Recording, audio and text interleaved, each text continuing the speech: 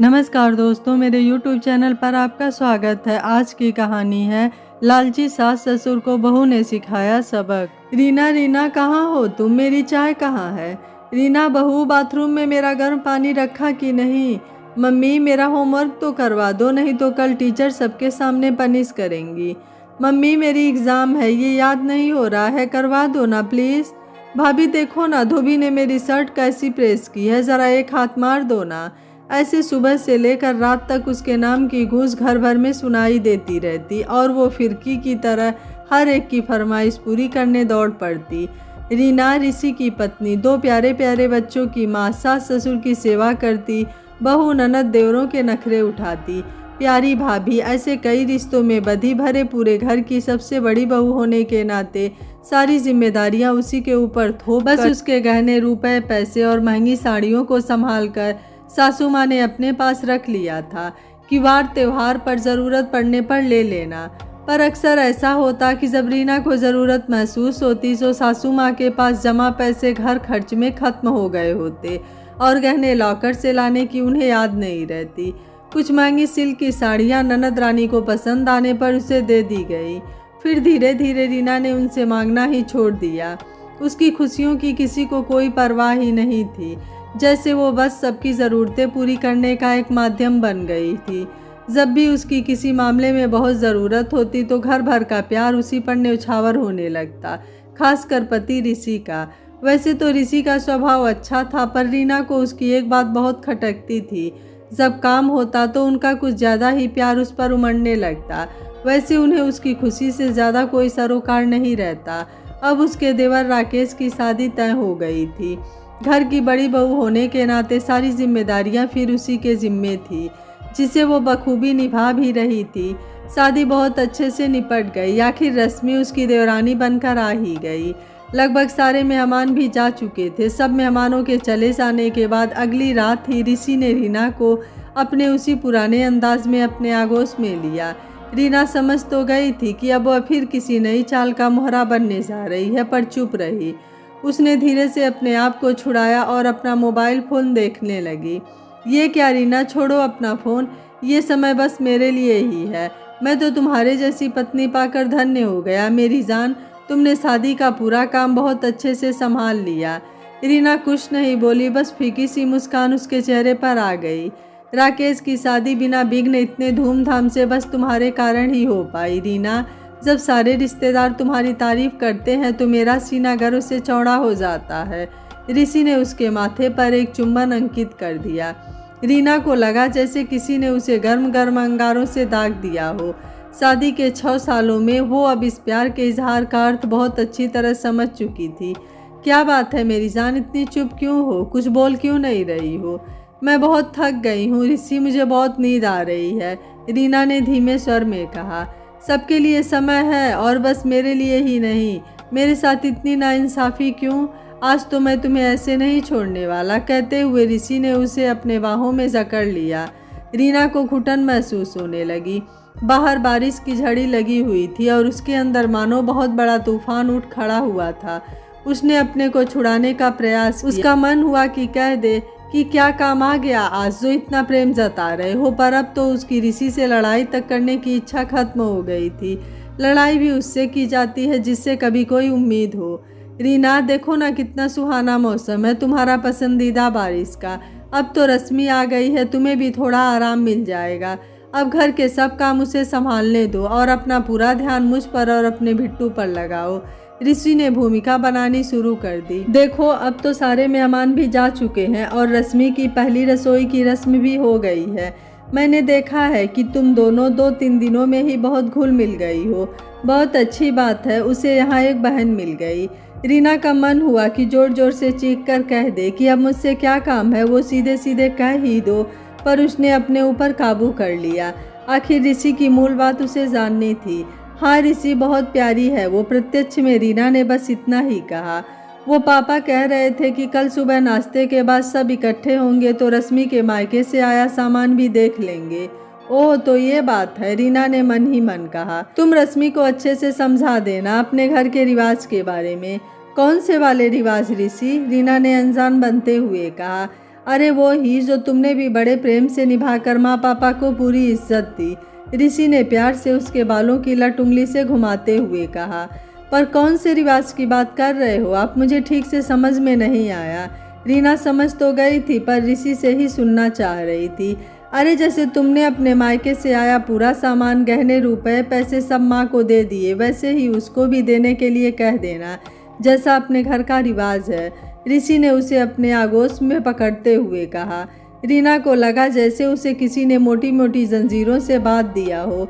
ऋषि, जैसे आपने मुझे ये रिवाज समझाया था वैसे ही भैया को कहिए, वो रश्मि को समझा देंगे। अरे उसको खुद को कहाँ कुछ समझ है, तुम तो सब बहुत अच्छे से ही संभाल लेती हो, ये काम भी बखूबी कर लोगी। अच्छा चलो, बहुत रात हुई, अब बस बातें ही करती रहोगी या फिर? कहते हुए ऋषि ने लाइट बंद कर दी। रीना को बहुत गुस्सा आया। नई नवेली बहू के सामने वो ही बुरी क्यों बने? सब चुप रहकर तो भले बन जाएंगे, पर जो मैंने सहा है वो क्या रश्मि भी सहेगी? रीना का मन विचारों के सागर में गोते लगाने लगा और उसे कब नींद आ गई पता भी नहीं चला। सुबह से ही सबका उसके प्रति प्रेम और व्यवहार उसे रात की ऋषि की बात की याद दिला गया। उसका मन कड़वाहट से भर गया। तभी मुस्कुराती हुई रश्मि उसके पास आकर पैर छूने के लिए झुक गई। उसने आधे में ही उसे पकड़कर उठाया और गले से लगा लिया। रश्मि, तुम मेरी छोटी बहन जैसी हो और बड़ी बहन के पैर नहीं छूते, गले लगते हैं। रश्मि ने उसे जोर से गले लगा लिया और रीना बुदबुदा उठी।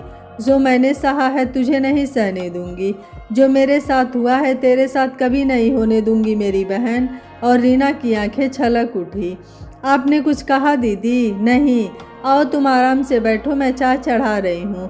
कहते हुए दोनों बातें करते खिलखिलाते रसोई की ओर चल पड़ी। उधर जब घर वालों ने यह दृश्य देखा तो उन्हें लगा कि रीना पहले रश्मि को अपने विश्वास में ले रही है, फिर वो वही करेगी जैसा उसको कहा गया है। चाय नाश्ता हो जाने के बाद भी जब रीना ने बात नहीं छेड़ी तब सुधा जी से रहा नहीं गया। वो बोल उठी, रीना बेटा, रश्मि से कहो अपना सारा सामान यहाँ सबको दिखाने के लिए ले आए। मम्मी जी, इतनी जल्दी क्या है, आराम से देख लेंगे, अभी खाना बनाने का समय हो रहा है। रीना ने टालना चाहा।